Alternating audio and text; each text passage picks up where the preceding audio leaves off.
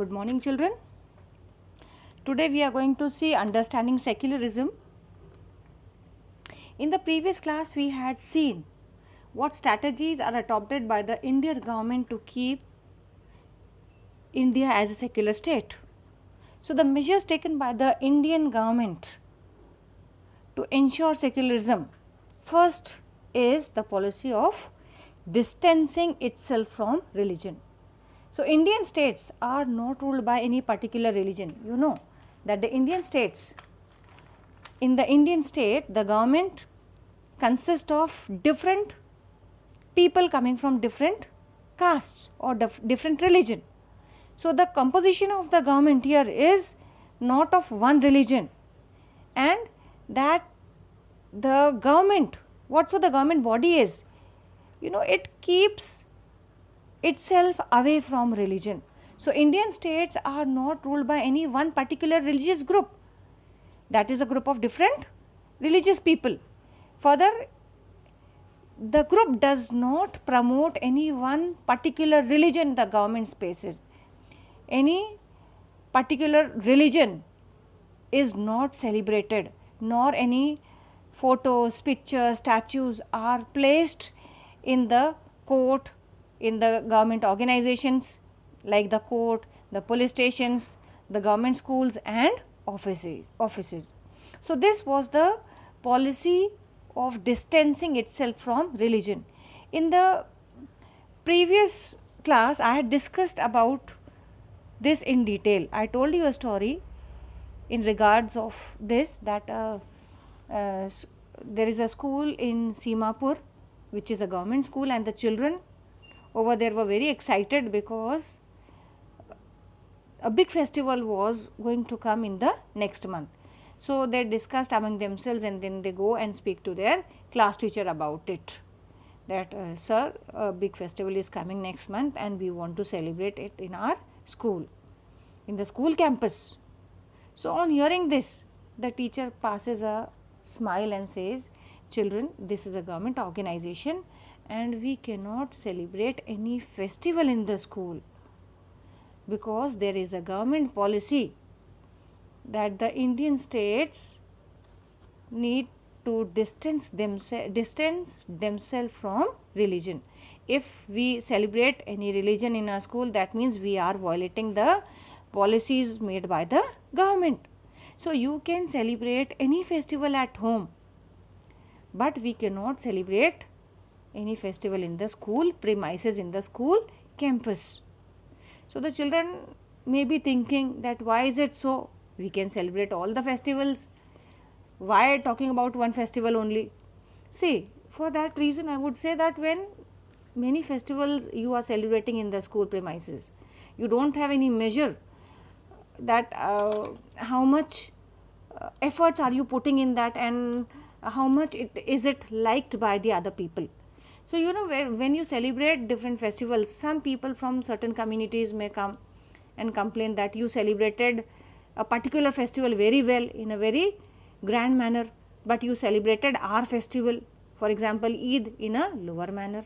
It was not given equal importance. Or a Christian may come and complain that you did not celebrate Christmas with full fervor. You celebrated Eid and Diwali in a very grand manner. So there may be complaints regarding certain issues. So to stop all these, for this sort of criticism, we do keep all these religious festivals away from the government organizations and the schools. So this policy of distancing itself from religion is one of the measures taken by the Indian government to keep India as a secular country. The second strategy is of non-interference. Now, what does this word non-interference mean over here? Non-interference, it means that you need not to interfere in any religious matters. Now, what are these religious matters? See, we are living in a diverse country where different religions are celebrated in different ways, or different marks are used, different methods, like some people wear colored clothes, like orange color is preferred for Hinduism, you see. putting a tilak is a again a religious mark, put sacred mark on the head, then keeping beard or keeping mustaches in the name of God, or you wear a pagdi turban, or you keep a small qatar. These are all religious practices. So here the government tries not to interfere in the religious matters of any community or any religion. So in order to respect this sentiment of all religious matters and no interference with religious practices, the state makes certain exceptions. Now if a community person is not allowed to wear a turban, obviously his sentiments are going to get hurt. Or if you deny somebody keeping beard or mustache as he is doing in the name of his religion, it is going to hurt his religious sentiments. So the government tries to protect sentiments of every religion by permitting them or allowing them to practice their own exceptional ways and methods to practice their religion. Now to explain this, I will take you to a story. This is a story given in your book on page 23, I think. It is page 23. So there is a group of friends who have recently bought scooters and they are planning to go for a ride together. So you can see these two friends talking among themselves. The boy with a black jacket, he says, "Hey, I hope you have a helmet. You know, the laws in Delhi requires that you wear one." So he says, see, he is ready wearing a helmet.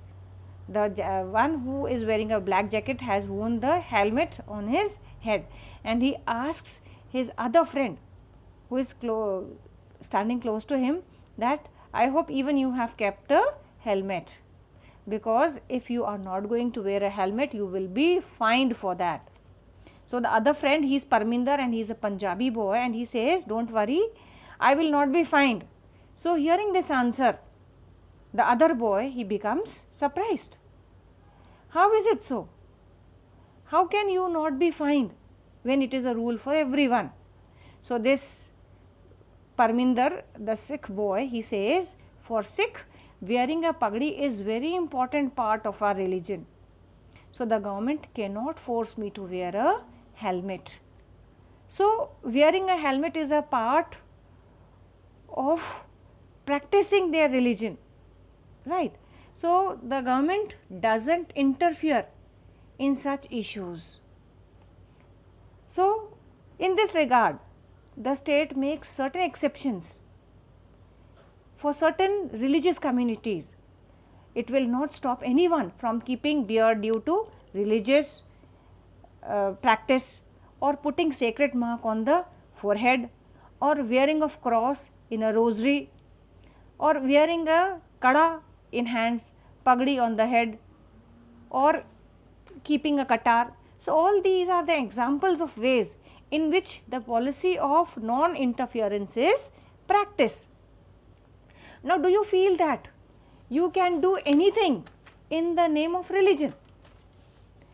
If I say that I want to, if I say that can I sacrifice a human being in the name of religion? For example, if I kill some human being, I will get siddhi and I will get name and fame.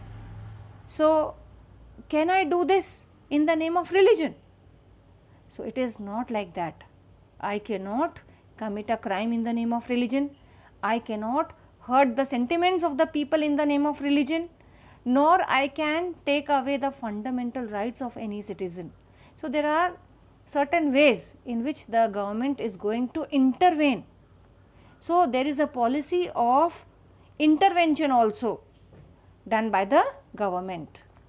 So the government here intervenes in certain issues. Now if you talk about the state, you see that untouchability was practiced in the Hindu society. The upper class Hindus used to dominate and exploit the lower class Hindus or the lower caste Hindus. They were not given access to draw water from the same wells. They were not allowed to enter the temples. They were not allowed to live in the residential areas where the common people lived. So, these were the basic problems which the people of India and a particular community were facing.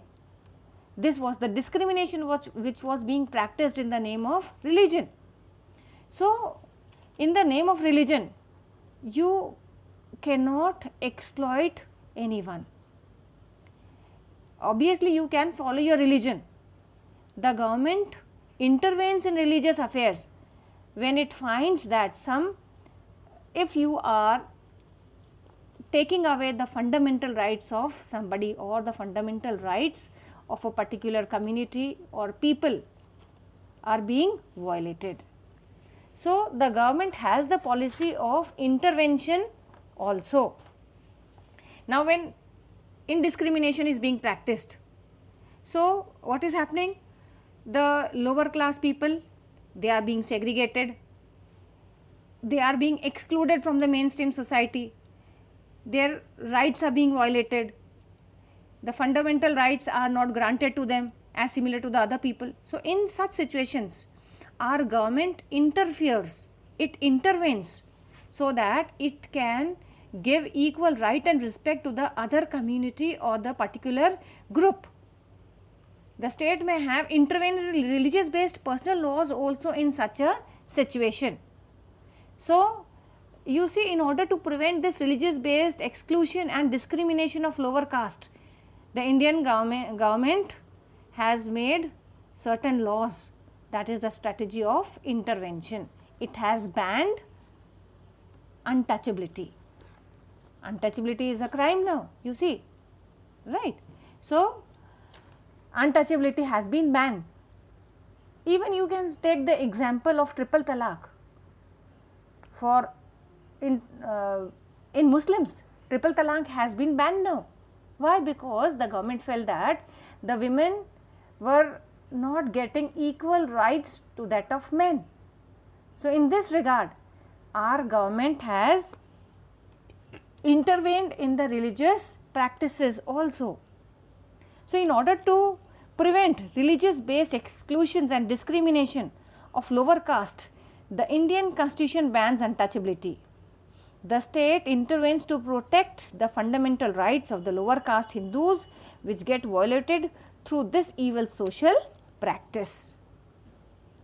Similarly, to ensure that the laws related to equal inheritance are respected, the state may also intervene in the religious based personal laws of the community. So, this intervention is not always negative, it is done in a positive manner also. This intervention of state can always be in the form of support to the people.